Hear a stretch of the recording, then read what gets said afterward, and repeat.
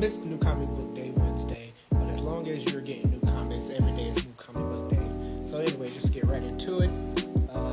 So I ended up getting Dazzler issue 1, the Godzilla variant. Do I actually have any intentions on reading this? No, but it gave me an extra stamp on my stamp card, and the cover's cool. Got what is this?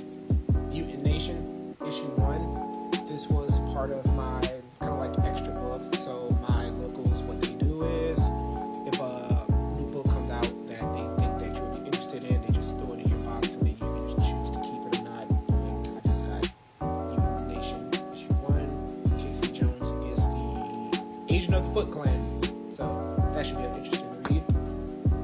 Sam and Twitch issue 6, been a great read. Issue 5 ended with Twitch calling Sam, so I'm waiting for Sam to pop up and show out. And you hear my dog, he's whining because he hears my voice. Rat City issue 6, another great story that's been going on.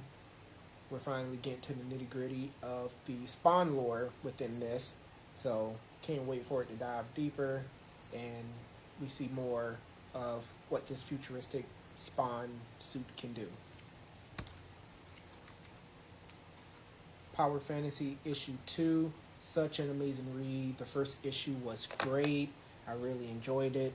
It's pretty much planet what's the term? Jeez. Planet busters all living on Earth, and if any of them just gets upset for any reason, they can pretty much end the world, and they pretty much have to figure out what they can do to keep each other at bay. Issue 1, we got a glimpse of it, and just so much went on just to stop. Matter of fact, I think it was this guy. If it wasn't him, it was somebody else, but I think it was him, but don't quote me on that. But yeah, he was about to destroy the world, and there's a guy who can read minds and do things, and he's like, well, what do you want to happen so you don't do this? And he's like, take out the president and all this and that. So crazy story, amazing read.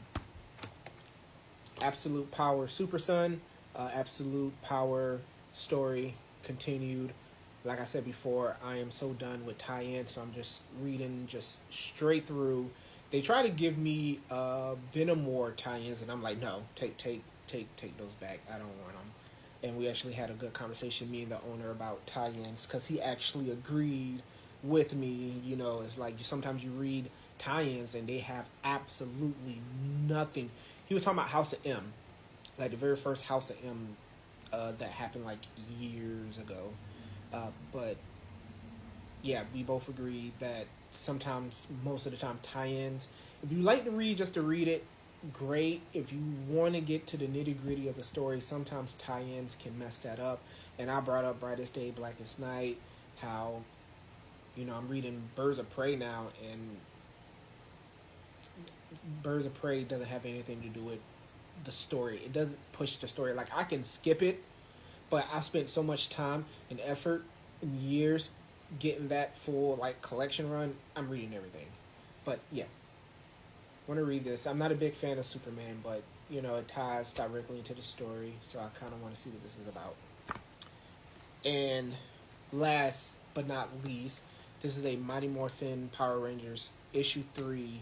It is a variant cover, and I pretty much got it for like half off. It was like $25, but after my 15% off and then my $10 off, yeah, like all this should have came up to like $60-$70, and I ended up paying like $30 in the end, with all the deals that I got.